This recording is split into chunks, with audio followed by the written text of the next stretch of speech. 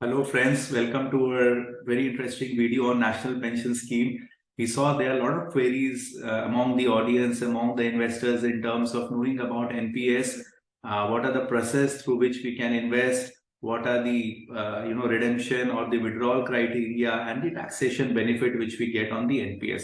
So let's explore and decode NPS, what are the pros and cons of investing into NPS and how we can invest, what are the process, etc.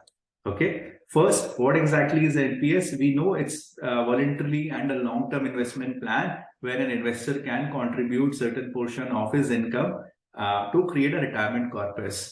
And the advantage of creating that corpus is that certain portion of the money we get back and balance portion we keep on getting monthly pension income. So that is the sole purpose. You create a retirement corpus and at the same time you can keep getting monthly pension out of it. That is the intention of the government for launching the NPS scheme. It comes under the PFRDA, Pension Fund Regulatory and Development Authority by Central Government of India, who manages the entire corpus. Okay. Now let's come on the tax efficiency part. This is something where, we have some confusion, at the same time, a lot of curiosity that how we can invest and we can save taxes. First is self-contribution. It's very simple. One can simply log into NPS portal online and can invest 50,000 rupees straight away and can get exemption under Section 80 CCD 1B.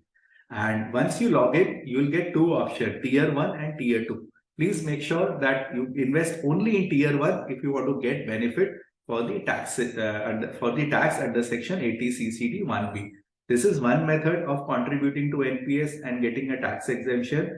Second is we can contribute through our employer. Today, most of the companies in India, they have registered themselves with the National Pension Scheme. And let's say any employee who wants to debit certain percentage from his salary and want to contribute to NPS, he can do that. Okay, so employee contribution through employer under Section 80 CCD 1, where an employee can contribute maximum 10% of his basic salary into the National Pension Scheme. So these are the two methods through which an individual investor or an employee, they can contribute into NPS. Now let's come to and understand the withdrawal rule. So what are the withdrawal rule? First, there is a lock-in up to the age of 60. We cannot withdraw unless there are some emergencies, but apart from that, we cannot withdraw. Second is, once you turn 60 years, 60% of the corpus we can withdraw. Government will give that 60% of the corpus as a one-time. The returns on that 60% corpus will completely be tax-free. And the balance 40% will be parked compulsorily in a pension fund, and investor will keep getting monthly pension out of that entire corpus. And since pension is treated as salary, so whatever pension income will get generated post-retirement, that will be taxable. Let's understand with the help of a simple example.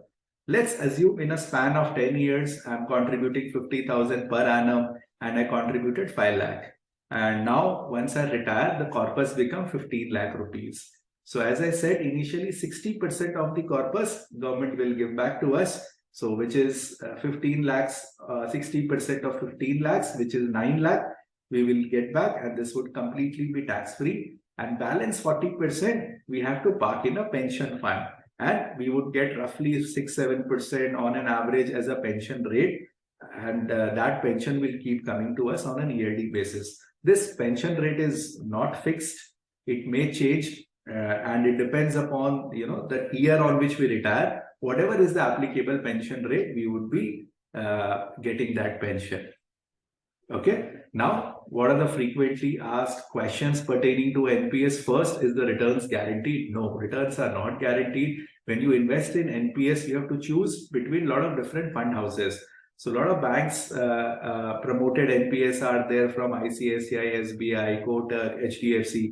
You can choose any of the fund manager who can manage your NPS money. Again, once you choose, you will get 3 options, 3 to 4 different options, whether you want it to be an aggressive, moderate, conservative portfolio, which is a mix of equity and fixed income bonds. So it will be a mix of bond and equity portfolio. So returns will be depending upon how the fund managers perform. So returns are not guaranteed. The most important question is, there are two options, tier 1 and tier 2. Which one you should opt? See, for all the income tax exemption, you should put money in tier 1. Tier 2, they have just created a simple, I would say, alternative investment account, just like any other mutual fund. If you want to put money in that particular fund, you can do that. But otherwise, when it comes to tax planning, let's stick to tier 1. Any contribution you make to tier 1 will only qualify for tax exemption. Any investments in tier 2 will just be treated as a normal investment like we do in any other mutual funds, and you will not get any tax exemption. Next, can you claim both 80CCD1 and 80CCD1B? Yes. So if, let's say, I'm a salaried employee, I can get the benefit under both the exemptions. First, I can simply log into the NPS portal and I can invest 50,000 rupees. Second, through my employer, I can instruct my employer that please debit maximum 10% of my basic salary. I can reduce that also 5%, 7%, and they will deduct from my salary and they will contribute to the NPS, to my NPS account.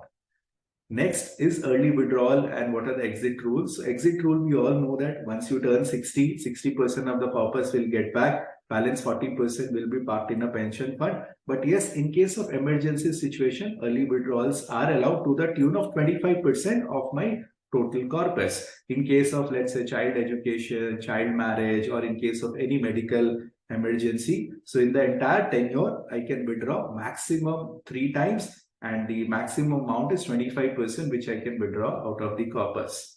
Is there any option to change the scheme or the fund manager? Yes, we have an option to change the scheme or the fund manager. That option is available. We can utilize it if we are not happy with the performance of the respective fund manager. So I've also given the website link. It's simple enps.nsdl.com, where one can log in and you can open your NPS account, do your KYC, choose the fund house you wanted to invest, and invest in tier 1 in order to claim that tax benefit. Perfect. Any queries you have, maybe pertaining to this, you can put it in the Q&A box below or in the description. We would be happy to take up your questions. Just a brief profile, and would be happy to connect with you in case of any further query. Thank you.